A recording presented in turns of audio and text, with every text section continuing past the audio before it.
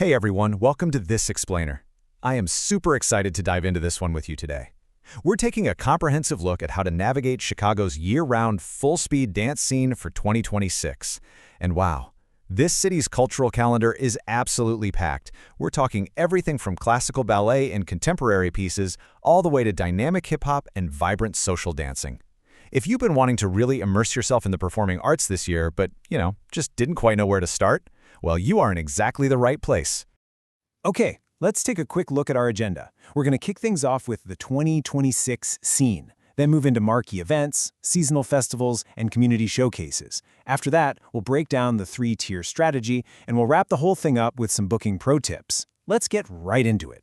So here's the big question. How do you navigate a city that literally dances year-round? It's a very real challenge, right? When you have a city moving at full speed 365 days a year across so many styles and venues, it can honestly be pretty intimidating. With all these diverse events happening simultaneously, how on earth do you avoid feeling completely overwhelmed? And maybe more importantly, how do you actually lock down those highly sought-after tickets before they just vanish? Well, that is exactly the puzzle we're going to solve for you today. All right, let's jump straight into Section 1, the 2026 scene, a city in motion. Moving right along to Section 2, marquee events, the heavy hitters. So first up on your radar should definitely be the major presenters and resident companies. What's actually incredibly compelling about this top tier is the unique blend of experiences they're offering this year. Sure, you've got your staple fall and spring performance runs, but 2026 is also bringing some really special season premieres and highly anticipated guest artist appearances. These marquee events do a brilliant job of mixing those classic repertory favorites right alongside brand newly commissioned works.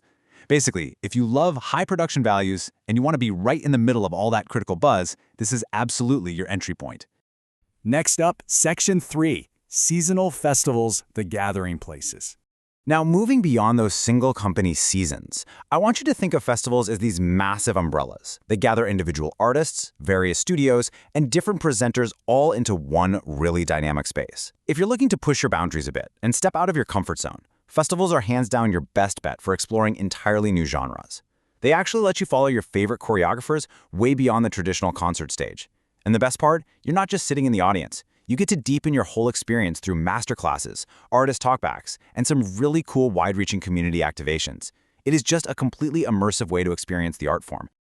All right, on to Section 4, community showcases, the local ecosystem. This third essential layer happens right at the grassroots level. And let me tell you, the community goes deep. We aren't just talking about passively watching a show here. This whole ecosystem is built on interactive workshops, super passionate student showcases, and really energetic social dance gatherings. You'll also find elegant gala evenings and seasonal competitions that shine a massive spotlight on some incredible local talent, as well as traveling guest instructors. It's an exciting, culturally rich, and highly participatory alternative to those formal, ticketed theater nights.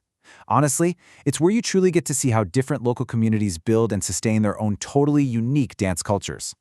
Let's actually compare these two core experiences directly for a second. On one hand, marquee events offer those soaring, high production values and the strong critical buzz of the season. It's polished, it's grand. But on the other hand, community events offer these unbelievable ground-level discovery opportunities and really spotlight the raw local talent that keeps the city's heartbeat going. Understanding this contrast, that is the secret key to unlocking a truly fulfilling cultural calendar. Which brings us perfectly to Section 5, the three-tier strategy, building your calendar. Okay, so how do we take all of this rich information and actually structure your year? Well, here is your golden rule for 2026. To perfectly balance those big-ticket nights out with genuine local discovery, you've got to use this 1-1-1 shortlist. Step 1. Pick exactly one flagship performance. That is your must-see marquee event.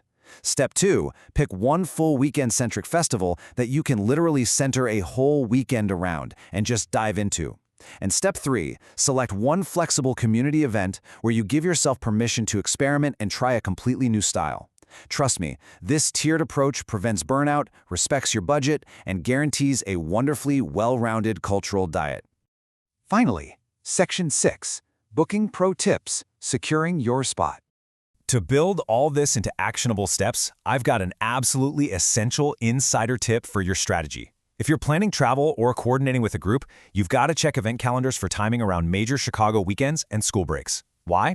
because festival schedules and workshop dates have a major tendency to cluster during these specific times. So knowing exactly where these overlaps happen in advance is going to save you a massive scheduling headache down the road. Listen, because dance events, especially at popular theaters and widely attended festivals, sell out so incredibly fast, you really have to be proactive here.